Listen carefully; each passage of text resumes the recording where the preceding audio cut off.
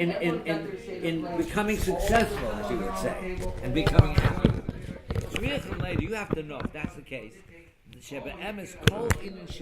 Anytime you want to go up and be successful, the Meshach Hashana throughout the year, this night is going to make your whole year.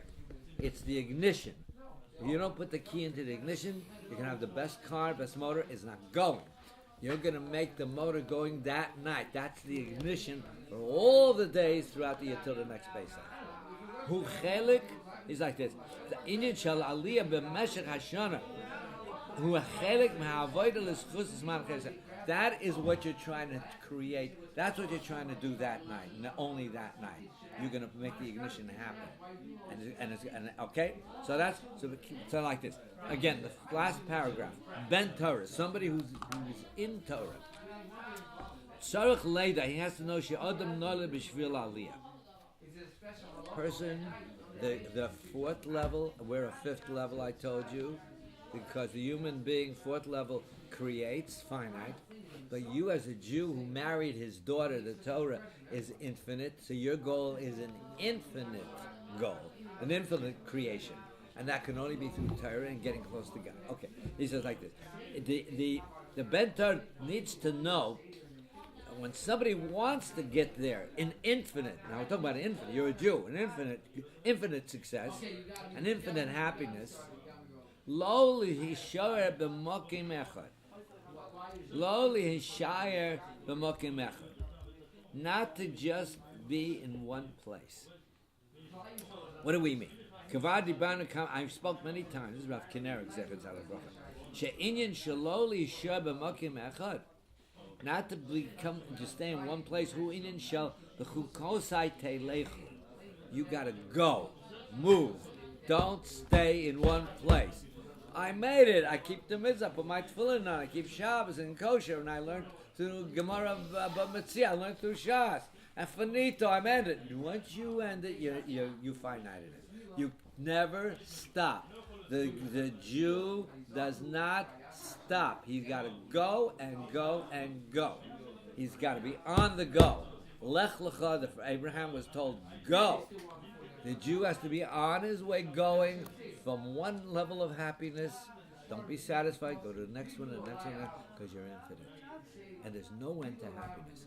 And you can take the greatest gedolim, you can put them in a ditch, and they were, shall we say, persecuted and tortured. They didn't feel it because they were constantly learning. They didn't even feel it. They were never. A gadol is never in exile. Because he's attached to God with his Torah, and he's going. Every minute, every kol neshama tahal. That's what David HaMelech. The last word David HaMelech says. With every breath I praise. You know what he meant to say? Every breath I'm growing. I'm growing and growing and growing. I can't be sad. And he was tortured. I don't want to get into it. Okay, I'm going to get off the top. Okay, it's just like this. That's what he means. Kol site. In my ordinances shall you go. You're going to grow and grow more and more. The Hiskadem is like this. To preface, he says, to understand this, B'chol yom Hiskadem Yosef. And every day, whatever you were before, you're going to go above. And if you stop, you're making a big mistake. You lost it. And it makes you more happy. Because what's going to happen one day, if you stay in one place, you're going to be upset, depressed. It'll happen. That's what God made it. A Jew has to. You'll never. That's why you can have people who've been terrorists and whatever, but they stopped. They finited it. They ran out of the yeshiva. They were doing whatever it is. But okay, you ran out of the yeshiva. You had to get a job, but you had 10 minutes to learn. Why didn't you learn? That 10 minutes that you learned is like you learned the whole day. Gemara says, but you didn't do it. You ran out because I got my degree. Goodbye. I got it. You're finite. Right? It's like this. It's got to be. You got it more and more. Yeshan noshim she'oskim b'Torah. There are many people who do get busy with Torah and Yirah Shamayim, fear of God. You must have that fear of God. You can't have Torah without fear. Fear of God means, you know what fear of God is? I'm going to put it in here right now.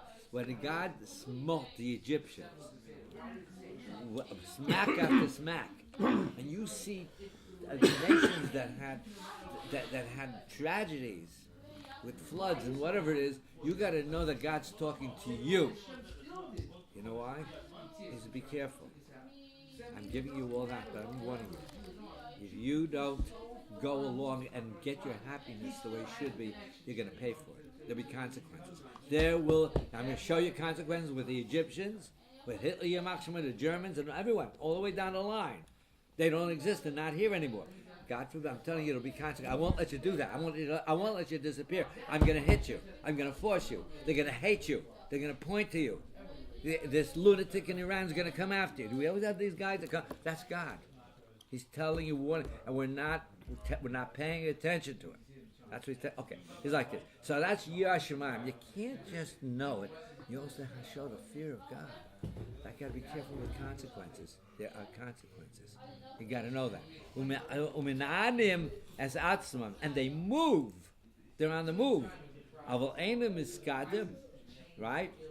But if there's those who stand still, and they reach very big heights, big rabbis, Rosh Yeshivas, whatever they may be, but they're standing still, right? Aval einim iskadim, elaholchem savim. They're spinning their wheels over the same thing. They're doing the same thing over and over again. That's great. But are you spinning your wheels? They're going up? Or are you standing still? They stand in their one place with your greatness. Greatness means nothing unless you grow. And you can take somebody who knows nothing